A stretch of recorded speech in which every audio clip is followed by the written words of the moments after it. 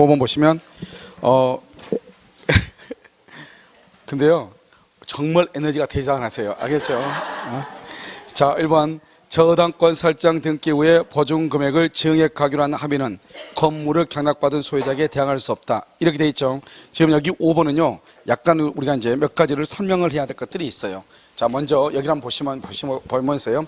자, 이제 우리가요 먼저 주택임대차 보호법이 참 특이한 게 이런 거예요. 여기 보면 이렇게 갑이 있고요. 여기 을이 있죠. 을이 전입신고, 여기 보증금 1억이에요. 월세 100만 원이에요. 이 1억을 서울시로 보면 소액이죠. 소액이죠. 서울시로 보면요. 그다음에 여기 전입신고를 하죠. 전입신고하면 뭐가 생겨요? 대항력이 생기죠. 그 다음에 여기요. 확정일자를 받아요. 확정일자, 이렇게요. 그러면 전 뭐죠? 신고에다가 확정일자를 받으면 뭐가 돼요? 이것은 우선 변제권. 아직 우리 아직 설명 안 했는데요. 좀 이따 설명할까요? 우선 변제권이 있고요. 여기 대항력하고 여기 확정일자가 있으면요. 여기 소액하고 대항력이 있죠. 그럼 이것을 뭐라 한다? 최우선 변제권이다. 이렇게 얘기를 하거든요. 그러니까 우리가 이제 보면은 여기요. 임차인은 전입신고를 했죠. 대항력이 있고 우선 변제가 있고 최우선 변제가 있고 이 세 가지를요. 임차인은 자기가 선택적으로 행사할 수가 있는 거예요. 알겠죠? 내가 대항력을 주장할 수도 있고 우선 변제, 최우선 변제 다 주장할 수 있는 거예요. 알겠죠? 그런데요, 이 을이 불안하니까요. 하도 불안하니까 을이 또 전세권 등기를 했어요. 전세권 등기를 하잖아요. 을이 똑같죠? 그럼 을은요, 전세권자로서 또 주장할 수 있는 거예요. 그럼 전세권은 물권이잖아요. 이것은 채권이잖아요. 그럼 만약에 내가요, 아까 얘기했죠. 말소 기준 권리보다 더 위에 있는 전세권자가 배당을 요구하면 소멸한다고 그랬죠. 그런데 만약에 이 전세권자가 배당을 요구했어요. 그러면 전세권만 소멸하고요. 임차권은 소멸하지 않는 거예요. 만약에 전세권자가 배당을 요구했는데 8천밖에 못 받았어. 그럼 얼마가 남았죠? 2천 남았죠? 그럼 2천 때문에 못 받아도 전세권 소멸하죠. 그러면 임차권은요. 1억 중에서 8천 받았으니까 아직 얼마 남았죠? 2천 남았죠? 2천에 대해서 임차인으로서 주장할 수 있는 거예요. 그러니까 이거 모든 걸 다 선택을 할 수 있어요. 그러니까 임차인이 그렇잖아도 우리 법체계하고 좀 특이하게요. 임차인을 너무 보호하고 있는데 지금 또 존속기관 보호하고 그러니까 또 문제가 될 수 있죠. 그러니까 건물주 입장에서는 건물주 입장에 봤을 때 유리하냐 불리하냐는 것은 아직 법이 시행되고 놓고 보면 또 알 수가 있죠. 자, 그 다음에 여기요. 여기 보면 여기 을이요. 여기서 병이요. 병이 여기서 저당권이 있을 수 있고요. 여기에서 병이 저당권이 있을 수 있잖아요. 그럼 먼저 여기가 저당권이 먼저 있다가 여기가 이렇게만. 그럼 어떻게 해야 되죠? 임차인이 있고 저당권이 있고 저당권이 들으니까 불안해. 임차인이. 그래서 전세권 등기했단 말이죠. 그럼 어떻게 돼요? 지금 이건 아직 있기 전이다. 그럼 경매가 되죠. 경매되면 어떻게 돼요? 이 저당권 이하는 전부가 다 뭐가 돼? 소멸해. 전부가 소멸해. 그러니까요. 전세권은 소멸해도 임차권은 소멸한다 안 한다? 안 한다. 이해됐죠 지금? 오케이. 자, 그다음에 이거 다시 지워. 다시 지우고요. 여기 이제 병이죠. 여기 병이 저당권이에요. 이렇게요. 그럼 저당권이 경매가 되죠. 그럼 저당권만 없어지는 거예요. 그러면 임차권하고 대항력은 소멸한다 안 한다? 안 하는데 전세권자가 배당 요구를 하면 전세권은 돈을 받든 못하든 무조건 있단 뭐 한다? 소멸한다. 이 말이죠. 만약에 임차인이 배당 요구한다. 전세권자로가 아니고 그러면 배당을 다 받으면은 소멸하지만 받기 전까지는 소멸한다 안 한다? 안 한다. 이렇게. 자, 그 다음에 또요. 여기서 이제 또 이게 하나 있고 그 다음에 이 임차인이요. 원래는 이게 8천이에요. 8천인데 보증금을 2천을 올려달라는 거예요. 집주인이. 그래서 나중에 보증금 2천을 올려줬어요. 이 올린 것이요. 여기 병이 저당권이 있고 난 다음에 2천을 추가한 거예요. 그런데 경매가 되죠. 경매가 되면 어디 이하는 다 없어진다? 저당 이하는 다 없어지죠. 알겠죠? 그러면요. 보증금 2천 추가한 것은 소멸하는 거예요. 그러니까 경락받은 경락인한테 2천 달라갈 수 있다 없다? 없다. 그런데 여기 8천은 경락인한테 주장할 수 있다 없다? 있다. 무슨 말인지 알겠죠? 이것을 임차인은 모든 것을 선택적으로 주장할 수 있는 거예요. 그러니까 임차인이요 엄청나게 유리한 것이죠. 아시겠죠? 자, 그럼 한번 볼까요? 여기요. 자, 1번 저당권 설정 등기 후죠? 보증금을 증액해서 증액. 저당권이 있고 증액했죠? 그러면 경매가 되면 증액된 부분은 경락인에게 대항할 수 있다 없다? 없다. 이해됐죠? 없다. 이렇게. 자, 그다음에 여기서 이제 우리 혹시 여러분 이런 거 기억나죠? 아까 했었는데 갑이 있고요. 여기 을이 있죠? 을이 보증금 1억 원이에요. 월세 100만 원 이렇게 있단 말이죠. 근데 갑자기 중간에 건물주가 바뀌었다 이 말이죠. 그럼 저걸 양수인이라고 그랬죠? 이 양수인은 갑 임대인이죠? 임대인의 지위를 뭐 한다? 승계한다. 그러니까 원래는 갑이 을이 갑한테 보증금 1억을 줬는데 건물주가 중간에 맡기면 이거 전입신고가 돼 있다 하는 거예요. 지금 우리 대항력이니까. 있으면은 이 사람은요, 만약에 1월 1일부터 10월 1일까지인데 중간에 5월 1일 날 건물주가 바뀌죠. 바뀌어도 이 사람은 전입신고가 되어 있기 때문에 10월 1일까지 살 수가 있고 10월 1일이 되면 소유자가 누구예요? 갑이에요? 병이에요? 병이죠. 그럼 병한테 10월 1일 날 병한테 보증금 반환을 청구하는 거예요. 병한테. 그러니까 보증금을 병이 책임지죠. 원래는 누가 책임져야 됐는데 갑이. 그것을 말한다.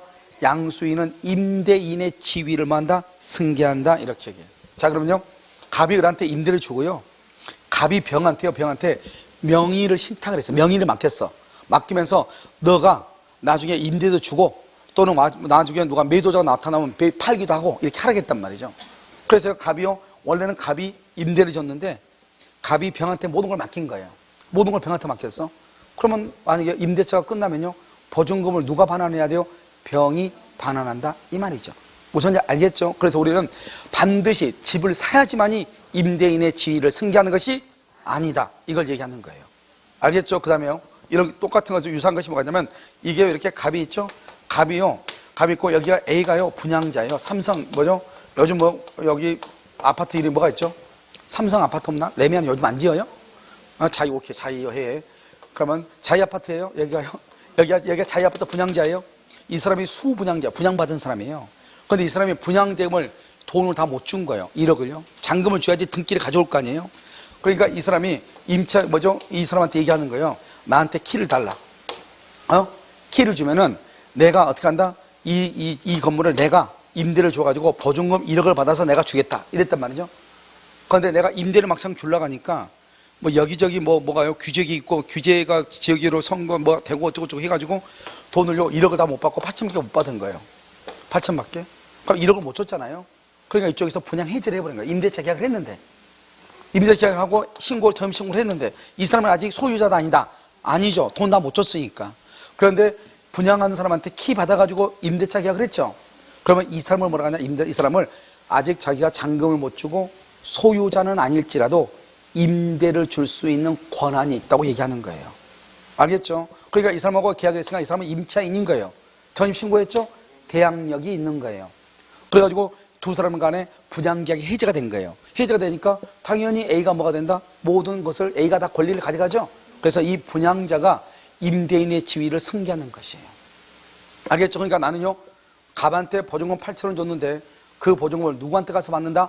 분양자한테 가서 받는 거예요. 이해됐죠? 그래서 이 두 가지를 여러분이 잘 이해를 해야 돼. 자, 여기 한번 볼까요? 2번이요. 명의 수탁자가 명의 신탁자로부터 주택을 임대할 권리를 포함하여 처분 권한을 종국적으로 예를 주고 처분 권한이란 거예요. 집 팔아도 된다 이 말이잖아요. 그러니까 마치 처분 권한이 있다. 이 말은 무슨 말이요? 그 건물에 대한 모든 권리를 이전받았다 이 말이잖아요. 그러니까 누구하고 똑같아? 양수인, 소유자하고 똑같은 지위죠. 그러니까 이 사람도 임대인의 지위를 뭐한 것으로 본다? 승계한 것으로 본다. 승계한다 이 말이죠. 그래서 보증금을 청구할 수 있다 이 사람한테요. 자, 그 다음에 3번은요. 임차인이 임대인의 지위 승계를 응원하지 않을 때는 이렇게 돼 있죠. 자, 그럼 봐봐요. 이게 이제 뭐냐면 아까 우리 대항력이 있으면 여러분 어떻게 한다고 그랬죠? 대항력이 있으면 어떻게? 자, 갑이 있고 여기 을이 있잖아요. 을이요 전입신고를 했어. 그럼 대항력이 있죠. 보증금 1억 원에 월세 100만 원 줬죠. 1월 1일부터 10월 1일까지 이렇게 하고 있는데 중간에요 5월 1일 날 병으로 이렇게 주인이 바뀌었죠. 양수인이죠. 그러면 당연히 대항력이 있으니까 을은 10월 1일까지 살 수 있고 10월 1일 되면 보증금은 누구한테 청구한다? 병한테 청구할 수 있다고 그랬죠. 그런데요 이 을이요 중간에 살고 있는데 집주인이 바뀌었잖아요. 그럼 집주인이 바뀌면 여러분 보통 뭐라고 하죠? 집주인이 와가지고 그럼 살고 있다가 집 팔아봤죠. 그러면 내가 가서 누구한테 월세 사는 사람한테 뭐라고 해야 돼요? 나갈 거냐 살 거냐 물어봐야 돼 안 물어봐야 돼? 물어봐야죠. 왜요? 집주인이 바뀌면 이 사람은 중간에 나갈 수 있어. 언제든지. 원래는 중간에 나가면 돼 안 돼? 안 되죠. 건물주가 바뀌죠. 그러면 신뢰 관계가 깨진 거예요. 알겠죠? 그러니까 이 사람은 언제든지 중간에 나갈 수 있어요. 그러니까 이걸 뭐란다? 이의를 제기한다 이렇게 얘기해. 이의를 제기한다. 그래서요 을은요 이의를 제기해서 갑한테 보증금 반환을 청구할 수 있어. 원래는 대항력이 있는데 소유자가 바뀌면은 새로운 양수인에게 대항할 수 있죠. 보증금 반환을 청구할 수 있죠. 그런데 종전 임대인에게도 보증금 반환을 청구할 수도 있다. 뭘 하게 되면 이 일을 제기 이렇게. 알겠죠? 자, 3번. 임차인이 임대인의 지위 승계를 원하지 않는 경우 임차인이 상당한 기간 안에 줄과 이 일을 제기. 이 일을 제기해. 알겠죠? 이 일을 제기해서 임대차 계약을 해지하면 양도인의 임차인에 대한 보증금 반환 채무는 소멸한다, 소멸하지 않는다? 소멸한다, 안 한다? 안 한다. 임대인, 양도인이죠? 여기 양도인 누구죠? 종전 임대인 갑이죠. 양도인을 누구라 한다? 종전 임대인 갑이죠. 매도인이죠. 매도인 소멸하지 않는다. 자, 그다음에 4번. 임대주택이 처분됐다 이 말이죠. 양도인은 임차인에 대한 보증금 반환 채무를 뭐한다? 면한다. 원래는 간다. 여기 봐봐. 지금 대항력이 가는 거죠. 대항력이 가는 거야. 여기가 뭐냐면 여기 대항력 있는 임대차에서 이 말이 지금 생략돼 있어. 왜요? 지금 대항력이 가는 판례라고 했으니까. 그러니까 임차인은 대항력이 있다 이 말이죠. 대항력이 있는 임차인이 있는데 중간에 건물주가 바뀌었다 이 말이죠. 건물주가 바뀌면은 그럼 어떻게 된다? 양도인은 임차인에 대한, 양도인 누구죠? 갑이죠. 갑은 원래 임차인에 대한 보증금 반환 채무를 만다 면하는데, 근데 여기에서 임차인이 뭐라면 이 일을 제기하면 양도인이 보증금 반환을 진다 이 말이죠. 알겠죠? 5번. 이것은 여러분요, 앞으로 이제 여러분들이 임차인으로 살고 있거나 또는 여러분들이요, 건물주가 돼가지고 있을 때 언제나 발생할 수 있는 것이에요. 알겠죠? 자, 지금부터 보면 이 갑을 뭐란다? 갑이요, 임대인이죠? 봐봐. 이 사람은 지위가 얼마인가 봐봐. 을이죠? 을을 뭐란다? 이 사람을 임차인이라고 얘기해요. 응? 그런데 봐봐. 이 사람은 임차인 임대한테 보증금 1억 주죠? 그러면 보증금 1억에 대해서는요, 임대인은 뭐가 돼요? 채무자가 되죠. 왜요? 보증금 내줘야 되니까요. 나중에 내줘야 되니까 채무자죠. 나중에 이 사람 보증금 받아야 되니까 뭐가 돼요? 채권자가 되죠. 채권자. 내가 얘기했잖아요. 우리요, 갑하고 얘기하고 있는데요. 친구 가서 물어보죠. 야, 저 사람 누구니? 이렇게 물어봐. 우리 집 집주인. 그러면 그건 또 체면이 안 쓰잖아요. 학교 다닐 때 내가 공부도 잘했는데 무슨 말인지 알겠죠? 체면이 안 쓰잖아요. 그럼 굳이 용어가 여러 가지 용어가 있는데 굳이 이 사람을 집주인이라고 할 필요가 뭐가 있어요? 이 사람 내 누구? 채무자. 이거 채무자. 왜요? 보증금 줬으니 내 보증금 돌려줘야 되잖아요. 이 사람 내 채무자지 누구예요? 그럼 얼마 빌렸는데 좀 별로 안 돼. 1억밖에 안 돼. 이렇게. 알겠죠? 그러면 또 이 갑이요, 친구가 또 오래가지고 나를요 새롭게 보죠. 아, 쟤는 학교 다닐 때도 좀 튀더니 뭐 이렇게. 알겠죠? 너는 어떻게 했는데 나는 겨우 집 한 채밖에 없어. 이렇게 또 얘기하죠. 그 친구는요. 나는 집이 있어 없어? 아직 없는데. 알겠죠? 그래서 용어가 많기 때문에 우리가요, 그 좋은 용어를 선택하는 것도 아주 능력이에요. 무슨 말인지 알겠죠? 오케이. 자, 그런데요, A죠? A가요, 채권자예요. 이 채권자가요, 이 을한테 진짜 1억을 빌려줬어요. 그러면은 봐봐. 그러면은 갑하고 을하고 사이에서 을은 갑하고의 관계에서는 채권자죠. 그런데요, A하고 관계에서는 이 사람 뭐예요? 이 사람은 채무자가 되는 거죠. 채무자가. 이렇게. 그럼 어떻게 해야 돼? 이 사람은 보증금 1억을 받아서 A한테 갚아야 되죠. 그런데 A가 불안해요? 불안하잖아요? 불안하죠. 이 사람이요, 돈 받고 도망가니까. 그러니까 어때요? 기간이 끝나기 전에 여기를 뭐래? 압류를 딱 걸어야지. 5월 1일 날 가압류를 딱 치죠. 이렇게. 가압류는 등기한다고 그랬죠. 가압류를 딱 친단 말이죠. 여기 1억에다가요. 그럼 어떻게 돼요? 이 갑은 여기가 가압류가 들어왔죠. 그러면 기간이 끝나면 보증금을 을한테 줘야 돼요? A한테 줘야 돼요? A한테 줘야 돼. A한테. 그런데 잘 봐요. 갑은 을한테 채무자지 A한테는 채무자가 아니죠. 돈 빌린 적이 없죠. 그런데 법에 의해서 어쩔 수 없이 A한테 줘야 되는 거죠. 돈을 빌린 적이 없는데 채무자가 아닌데도 채무자로서 돈을 줘야 되죠.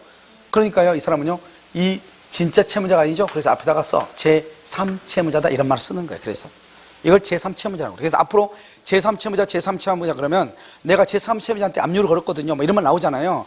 그러면 제3채무자는 이 사람한테 직접 돈을 빌린 사람은 아니고, 무슨 말인지 알겠죠? 다른 사람한테 돈을 줘야 되는데 거기에서 압류가 들어왔구나. 이걸 알 수가 있는 거죠. 아시겠죠? 그럼 어떻게 돼요? 이 채권자는 뭐죠?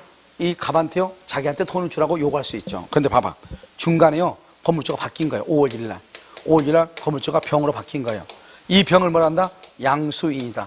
양수인을 뭐라 한다? 임대인의 지위를 뭐 한다? 승계, 잡아.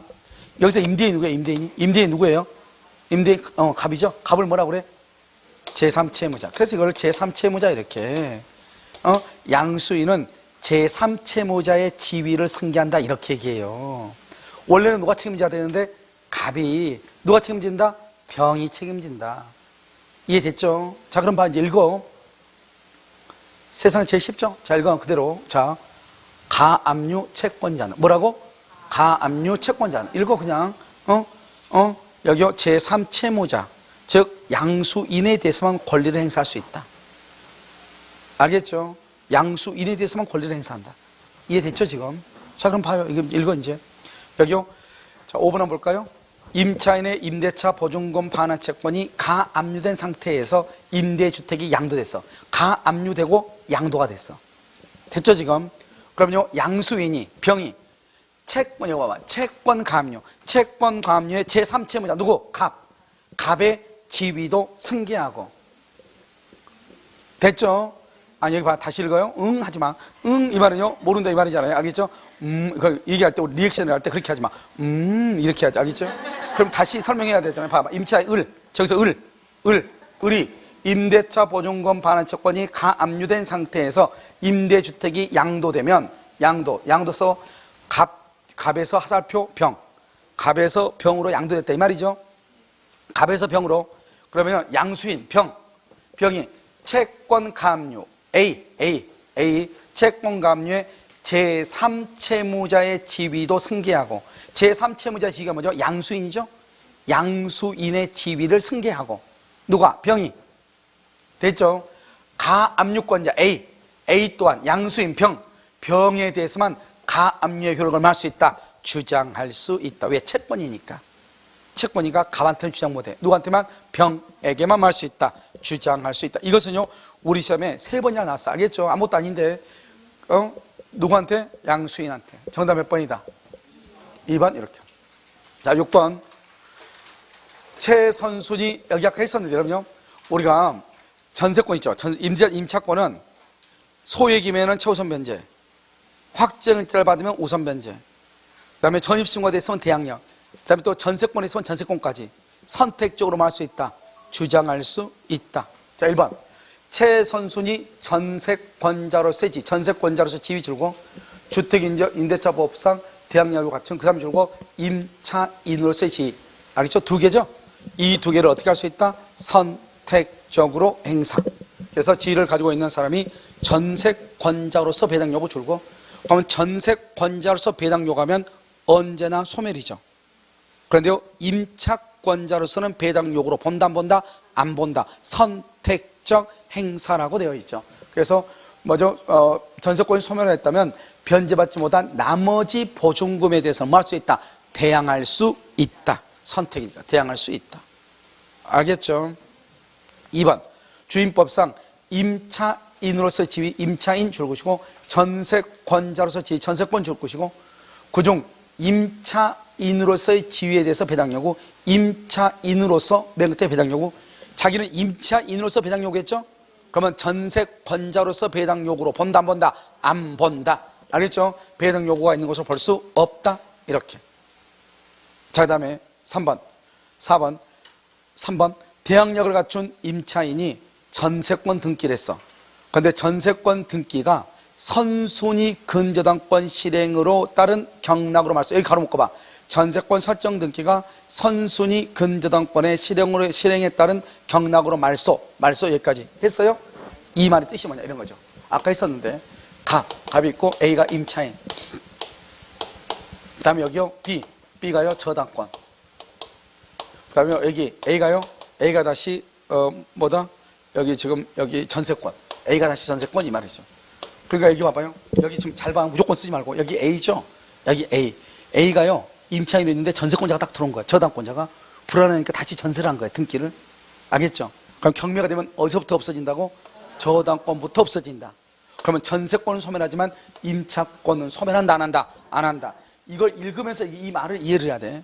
자, 다시 한번 읽어봐. 여기 대항력을 갖춘 주택임차인이 전세권 등기를 했어. 그런데 그러니까 저 대항력이 먼저고 전세권이 밑이다 이 말이죠. 그런데요, 전세권 설정 등기가 그 위에 있는 근저당권의 실행에 따른 경락으로 소멸된다 할지라도 대항력은 소멸한다 안 한다? 안 한다. 안 한다 이 말이죠. 그럼 이 말이 뭐다? 이걸 얘기하죠. 3번은. 자, 4번은요. 주택의 인도와 주민등록. 여기는요. 4번, 5번 묶어. 4번, 5번. 자, 이제 4번, 5번 처음부터 설명을 해요. 이제요. 지금까지 이제 1시간 동안, 1시간 넘게 반 정도 했는데요. 이제 대항력이 끝난 거예요.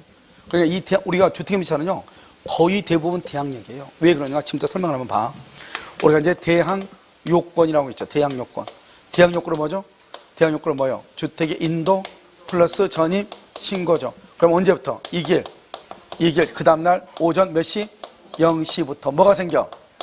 대항력이 생기죠. 그래서 사실 이 대항력이라는 것은 사실 주택임차에서는 언제 중요하냐? 경매가 됐을 때. 경매가 됐을 때 저당권보다 위냐 밑이냐 이게 중요하죠. 알겠죠? 그런데 봐봐.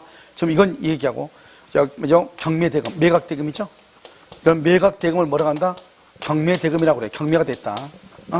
매각대금에서 순서로 봐. 배당 순서. 배당 순서로 봐. 배당 순서. 자요. 저당권 실행비용을 빼. 저당권 실행비용. 보통 한 1억짜리 되잖아요. 1억짜리 되면 그냥 100만 원 정도 이렇게 생각하시면 돼요. 알겠죠? 그 다음에 제3취득자. 제3취득자의 비용, 상환청권 비용 이렇게. 그 다음에 세 번째가요. 최우선 변제권. 최우선 변제권 이렇게. 최우선 변제권 이렇게. 그 다음에 뭐가 있다? 당해세.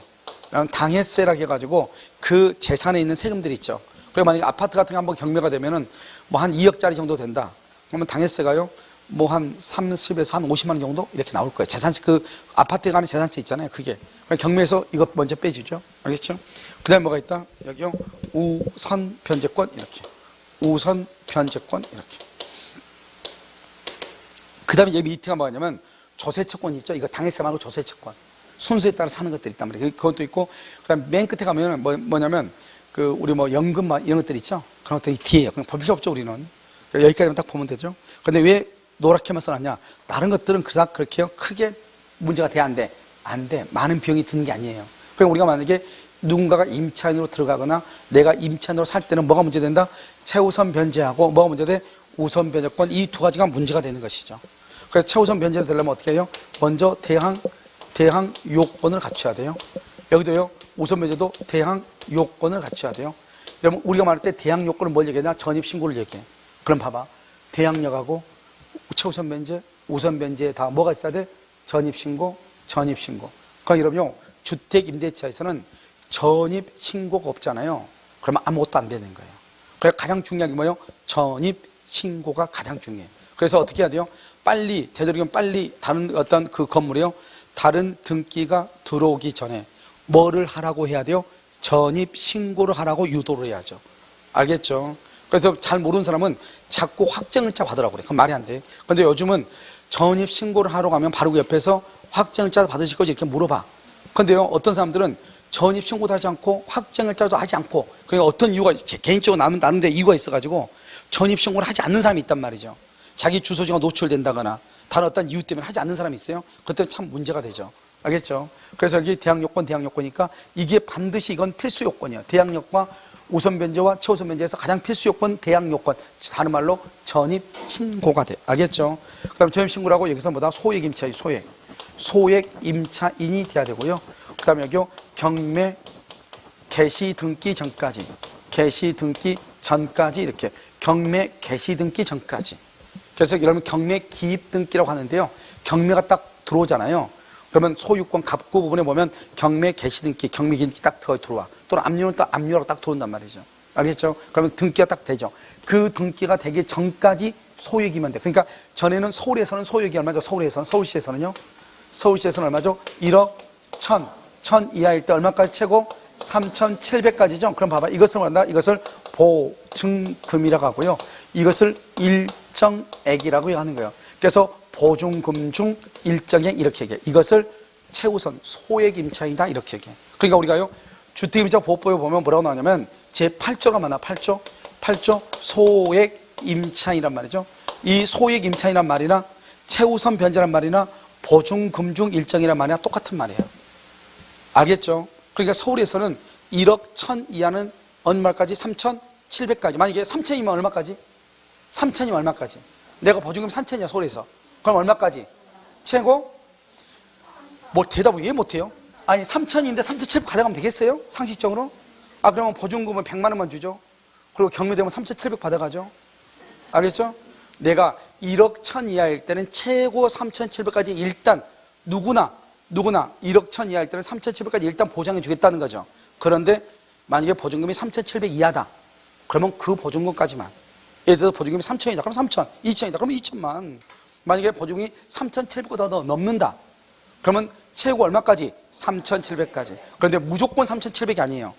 대지와 건물의 경매대금 전체에서 2분의 1의 범위 안에서만 2분의 1 알겠죠? 3700까지 전체 얼마 범위 안에서 2분의 1의 범위 안에서 이렇게 3700까지 이렇게 그러면 우리가 경매 개시등기 전까지만 뭐죠? 감액해서 3700이 되면 돼요.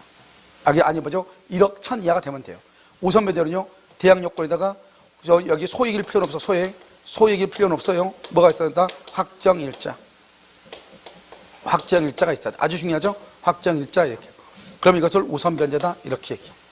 그래서 여러분 우리가 경매가 되면 경매 대금을 받을 때 만약에 내가 1억이야 1억 내가 1억이다. 1억이면 내가 돈을 어떻게 받느냐? 1억 지금 받는 걸 얘기해. 받을 때 첫 번째요.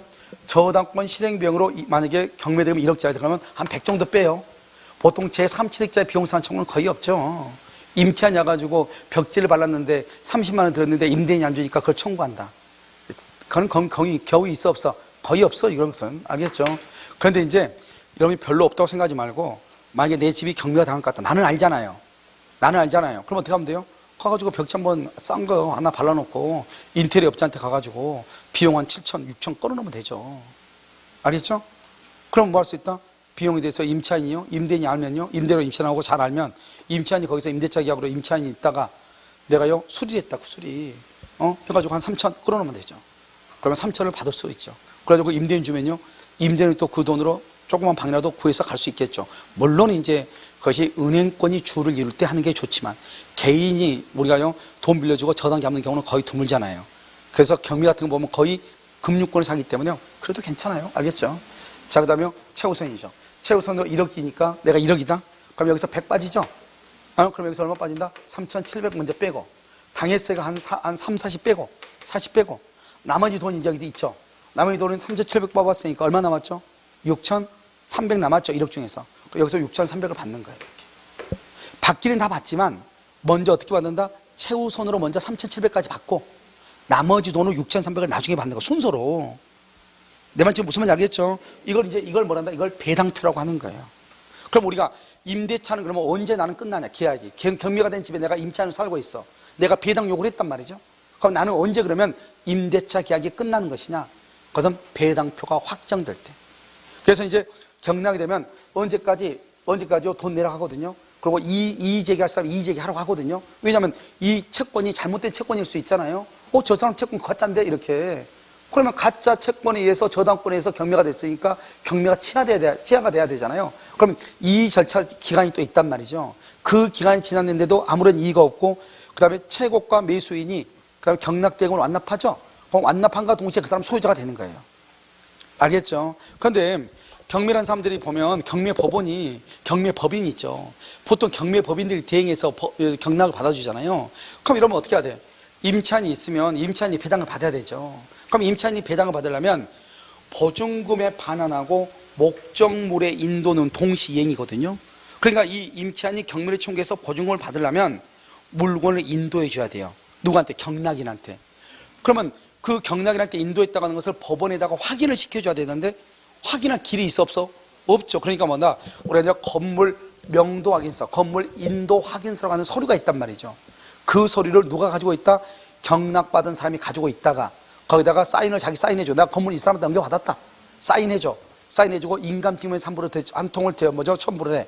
이렇게 첨부해가지고 그걸 임차인한테 보내줘야 돼. 그래야지 임차인이 그걸 가지고 법원에 가는 거예요. 그러면 나는 이 서류를 인감증명서 한 통하고 그 다음에 건물 명도 확인서 사인이 있죠. 그 말은 나는 건물을 인도해 줬다 이 말이죠. 경락인한테. 그래서 나 방 뺐다 이 말이죠. 그러니까 돈 달라 이 말이죠. 그러면 이제 법원에서 그걸 확인하고 보증금을 주는 거예요. 배당금을. 무슨 말인지 알겠죠? 그런데 우리가 이제 보통 경매법인에 이렇게 부탁하는데 보면 사람들이 경락인은 그런 거 있는지도 몰라요. 그래서 경매가 끝나가지고 경락인한테 경락받은 사람 맞냐? 맞다고 하죠. 그럼 법원에서 다 알려주니까 경락받은 사람. 그래야지 돈 받고 인도하기 위해서 할 거 아니에요?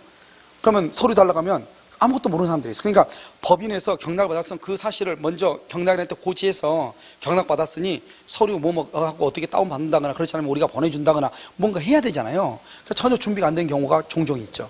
뭐 종종 아니고 거의 그럴 거예요. 알겠죠? 항상 생각해야 돼. 왜? 보증금 반환하고 목적물의 인도는 무슨 관계다? 동시이행이죠. 그러니까 내가 법원 가서 배당금을 받는다는 말은 보증금을 반환받는다는 말이고, 보증금을 반환받는다는 것은 반대로 목적물을 뭘 해야 돼? 인도를 해야 되는 거예요. 그 두 가지는 무슨 관계다? 동시이행이다 이 말이죠. 아시겠죠?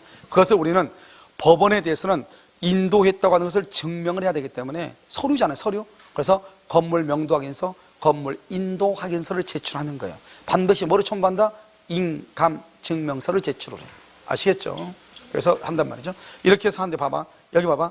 확정일자가 있어요. 확정일자. 확정일자는 어디서 간다? 확정일자 부여기관이라고 하는 것이 있어. 확정일자 부여기관.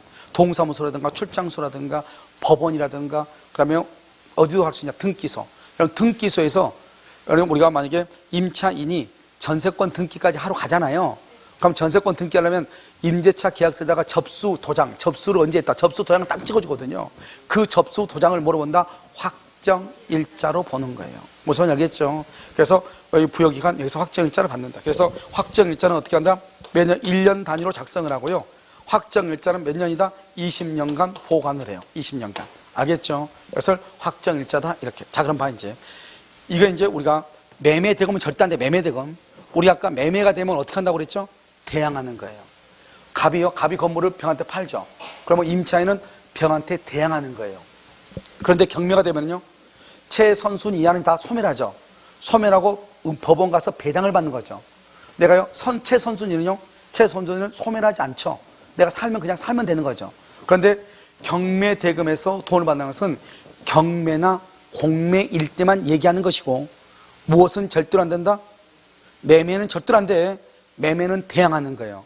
매매에서는 우선 변제, 최우선 변제라는 말은 없어. 경매나 자산관리공사에서 행하는 공매의 경우, 경매나 공매. 여러분요, 우리가 이제 자꾸 인터넷에 보면 뭐가 있냐면, 여러분요, 이제 우리가 신탁 있죠. 신탁회사에. 신탁에서 신탁을 한단 말이죠. 내가 대출을 받아야 되는데 내 신용에 따라서 대출 금리가 달라지고, 그 다음에 건물의 가격이 얼마인지 아시죠? 60% 요즘 50% 정도? 아파트 50에 60 정도밖에 대출 안 될 거예요. 난 대출을 더 받고 싶단 말이죠. 그럼 나 담보신탁이라고 하는 거예요. 담보신탁은 내가 신탁사하고 수탁사하고요 계약을 해가지고 수탁사한테 맡기는 거죠. 내 것을. 그래서 소유권을 아예 이전하는 거예요. 이전하면은 여기서 이제 내가 이제 이전하죠. 그러면 여기서 이 건물이 내 아파트가 눕게 된다? 아예 그냥 수탁사까지 되는 거죠. 알겠죠? 그래서 여기서 수익증권을 나한테 발행해줘. 수익증권. 그러면 그 수익증권이 뭐냐? 신탁사건, 법인거란 말이죠. 그러니까 이 건물이 법인거니까 법인은 뭐 신용이고 뭐가 따질 필요가 있어 없어? 없죠. 그래서 거기서는 담보대출이 아주 많이 오죠. 대출이 아주 많이 받아. 그래서 거의 한 75% 이렇게 받을 거예요. 아마 80% 가까이. 그러니까요, 수익증권을 가져와가지고 내가 그것을 은행에다 제출한단 말이죠. 그럼 은행에 제출하면 내가 내 개인으로 신용으로 대출을 받는 것이 아니고, 알겠죠? 그래서 즉 법인의 이름으로 대출을 받는 거란 말이죠. 그러니까 대출량이 많아지죠. 이해되셨죠? 그때 할 때 이제 하는 게 담보신탁인데, 이 담보신탁에서 만약에 내가 돈을 갚아야 되잖아요. 돈을 못 갚죠? 그러면 신탁사는 어떻게 한다? 바로 그냥 처분하죠. 그것을 뭐라 한다? 거기를 보면 뭐라 한다? 공매한다 그렇게 돼 있어. 공매한다. 그럼 공매한다 그러니까 자산관리공사에서 공매냐? 그건 아니라고. 그냥 거기 보면은 뭐 사람들이 중개업자들 써놓은 블로그 보면은 뭐 과간이죠.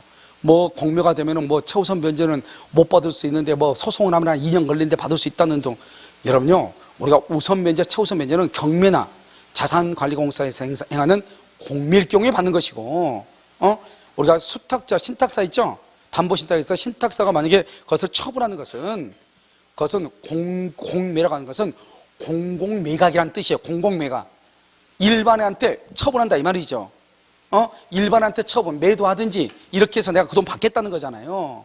그것은 공공매각, 공공매각. 그러니까 우리가 공중한테, 일반 대중한테 매각한다 이런 뜻이에요. 그것은 우리가 자산관리공사에서 얘기하는 그것은 공매가 아니라고요. 무슨 말 알겠죠? 그러니까 그런 경우는 우선변제, 초선변제가 있을 수가 있어요, 없어요? 무슨 말인지 알겠죠? 그래서 임차인이 불리할 수 있는 거예요. 담보신탁된 부동산에 대해서 임차인으로 들어갈 때는 그래서 항상 그걸 조심해야 돼요. 그 다음에 우리가 이제 신탁이 되어 있으면 항상 뭐를 하냐면 신탁원부라고 하는 것이 있어. 그 신탁원부는 등기소에 가서 뽑아야 돼요. 그래서 거기가 신탁사로 되어 있죠. 신탁사로. 그래 됐으면 반드시 등기소에 가가지고 신탁원부로 뽑아야 돼. 그게 바로 뭐냐? 그것은 이제 매도, 뭐죠? 갑하고 신탁사와 간의 계약서죠. 계약서. 계약서에 뭐라고 되어 있냐? 임대를 줄 때는 어떻게 한다. 보증금은 누구의 이름으로 입금시킨다 하는 거 자세히 나와 있고, 알겠죠? 수익이 나오면 수익은 어떻게 우리가 분배한다 이런 것들이 자세히 나와 있어요. 그러니까 몇 페이지가 되죠. 그걸 먼저 항상 중개업자는 신탁되어 있는 것은 항상 그걸 열어봐야 돼요. 그걸 열어봐가지고 만약에 임대인이 보통 임대인이 다 임대를 줘요.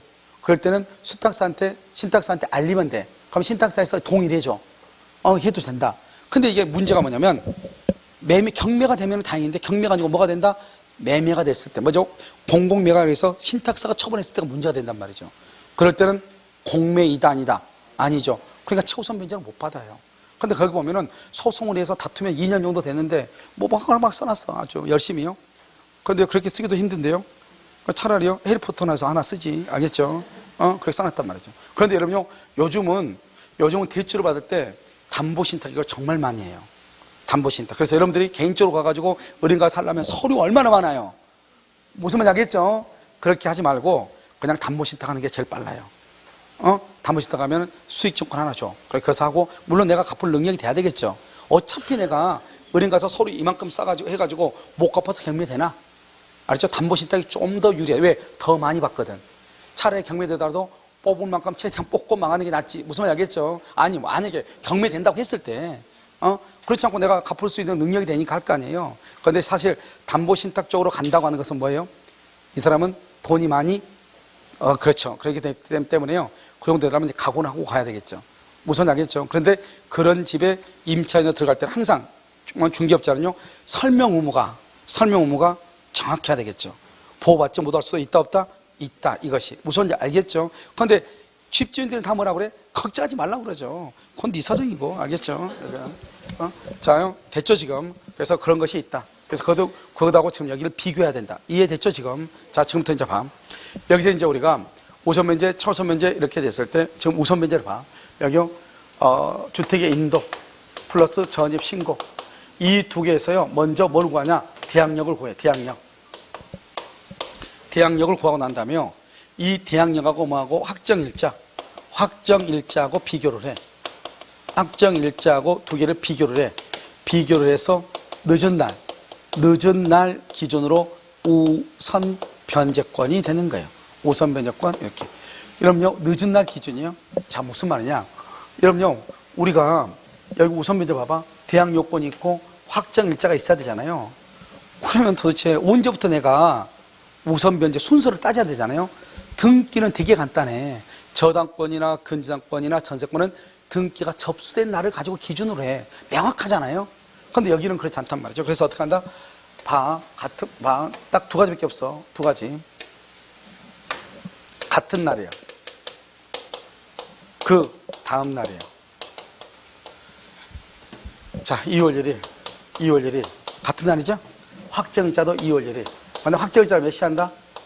9시라고 보면 돼요. 물론 이것을 여러분요, 누가 더 먼저고 나중이고 시간을 증명할 수 있으면 그 사람이 우선하는 거예요. 나는 오전에 했는데 너는 6시에 했는데 그럼 내가 우선하는 거잖아요. 당연히요. 알겠죠? 자, 그런데 여기요, 대항력이죠. 대항력은 2월 2일. 그 다음 날이니까 0시죠. 이렇게요. 누가 더 빨라? 2월 1일이 더 빠르죠. 누가 더 늦어? 대항력이 늦죠. 대항력이 늦죠? 그러면 우선 변제권을 언제를 기준으로 한다? 언제를 기준으로? 2월 2일 0시를 기준으로 저당권자하고 비교하는 거예요. 알겠죠? 그러니까 우리의 저당권은 접수한 날짜가 딱 나오는 거죠. 그런데요, 우리 주택은요, 그게 안 되죠. 등기가 아니죠. 대항력은 그 다음날 0시니까 그러면 우선 변제가 언제가 되냐, 이게 문제가 되잖아요. 그 문제가 됐을 때 이렇게 하는 것이다. 여기는요, 그 다음날은요, 그 다음날은 언제? 2월 1일, 2월 1일. 여기는요, 2월 2일 9시, 2월 2일 9시. 그 다음날이죠. 그 다음날. 확정일자는 그날부터예요. 확정일자는. 그런데 전입신고는 그 다음날 0시죠. 여기 봐봐. 여기는 2월 2일 0시죠. 여기는 2월 2일 9시. 누가 더 빨라? 대항력이 빠르죠? 0시가 빠르죠? 그러면 여기서는 언제요? 여기는 늦은 날 기준으로 2월 2일 9시를 기준으로 우선 배제권이 있는 거예요. 자, 이제 이거 어떻게 있냐? 같은 날, 전입신고하고 같은 날 확정일자가 있다. 확정일자가 있다. 대항력 발생과 동일하게 우선 배제권이 발생한다. 노엑스 맞자면은 같은 날 전입신고를 하고 확정일자를 한 경우는 대항력 발생과 동일하게 우선 배제권이 발생한다.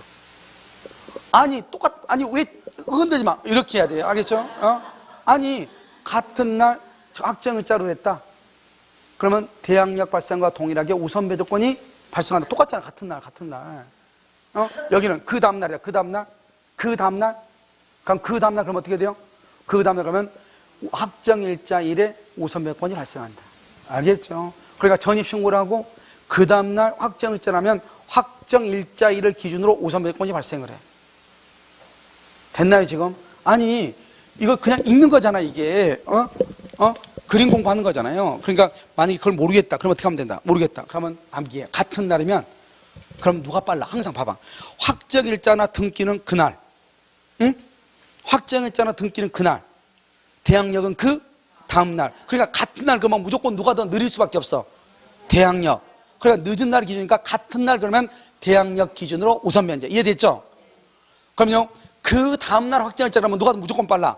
대항력은 그 다음날 0시, 확정일자는 그 다음날 9시. 그러니까 확정일자가 그 다음날이다. 그럼 무조건 대항력 무조건 빨라. 왜? 대항력은 그 다음날 0시, 확정일자나 등기는 몇 시? 9시. 문 열어야 될 거 아니에요. 이런 공무원들 있잖아요. 9시 되기 전에 주민등록등본 때려 왔는데요. 그러면 뭐라고 그래? 기다리세요. 그래. 9시 되기 전에 절대로 안 일어나. 그걸 뭐라 한다? 배가 땅에 붙었다. 복지부동 아니에요. 그게. 알겠죠? 몇 시까지는? 9시까지는 문 안 연다니까. 알겠죠? 그러니까 확정일자, 등기를 몇 시? 9시. 그 다음 대항력은 언제? 그 다음날 0시. 그러니까 같은 날 그러면 대항력 무조건 늦죠. 그 다음날 0시. 그 다음날 확정일자. 그 다음날. 전입신고한 다음날 확정일자. 그럼 누가 빨라? 대항력. 대항력은 그 다음날 0시. 무조건 대항력 그 다음날 0시. 됐죠? 같은 날 누가 빨라? 같은 날 누가 빨라? 여러분 질문하면 뭐 경기하세요? 알겠죠? 경기해? 자, 뭐라고? 같은 날 누가 빨라? 확정일자. 뭐죠? 확정일자. 왜? 대항력은 그 다음날 0시. 그 다음에 그 다음날 확정일자. 대항력이 빠르죠. 대항력은 그 다음날 0시. 알겠죠? 오케이. 자, 그래서 이제 여기 봐봐. 여기 이제 4번하고 5번을 봐봐. 저걸 가지고 어떻게 했냐? 저거 하나 설명하기 위해서 이거 다 설명한 거예요. 그런데 저거 하나 가지고 여기 봐봐. 여기 4번. 4번이 바로 이제 그것을 이제 생각을 하면서 읽어야 돼. 아시겠죠? 읽어. 시작. 주택임차인이 인도와 주민등록을 마친 당일 같은 단일에 같은 날 확정일자. 인생 끝났네. 누가 빨라? 확정일자가 빨라. 왜? 대항력은 그 다음날 0시니까. 그러면 우선 배제권은 언제를 기준으로 한다? 빠른 날, 늦은 날? 늦은 날. 대항력과 동일하게 우선 배제권이 발생하는 거예요. 알겠죠? 그래서 여기 봐봐. 여기 대항력과 마찬가지로 이렇게 돼 있네. 주택인도와 전입신고를 마친 다음 날 기준으로 우선 배제권이 발생한다. 그렇게 되어 있어? 안 되어 있어? 되어 있죠. 자, 그다음에 5번은 대항력권을 갖춘 후. 그러면 그 다음 날이 말이잖아요. 갖춘 후 확정일자. 그럼 언제부터 우선 배제권이다? 확정일자일을 기준으로. 알겠죠? 확정일자를 받은 날부터 우선 변제권이 발생한다. 이렇게. 아시겠죠? 여러분 이게 왜 중요하냐면 같은 집에 여러 명이 있는 다가구 주택이 있잖아요. 다가구 주택의 경우는 이사를 먼저 왔다고 해서 이 사람이 먼저 전입신고한 게 아니라고요. 뭐지 않겠죠? 그런데 이 사람이 3층도 비었던 데가 거기는 이미 계약했어요. 다음 주에 이사 올 거예요. 그래. 근데 방이 비어가지고 전입신고를 이미 했대. 필요 없어. 전입신고 플러스 뭐가 있어야 돼? 인도. 그러니까 전입신고는 일주일 전에 했는데 이사는 일주일 뒤에 왔어. 그러면 이사는 일주일 뒤에 오늘 왔어. 그러면 오늘 왔으니까 그 다음날 0시부터죠. 무슨 말인지 알겠죠? 그러니까 그 사이에 내가 들어갔어. 그럼 내가 더 우선하는 거죠. 이해됐나요? 주택의 인도와 전입신고니까. 아주 중요하죠, 이게. 이해됐죠? 정답 몇 번? 1번?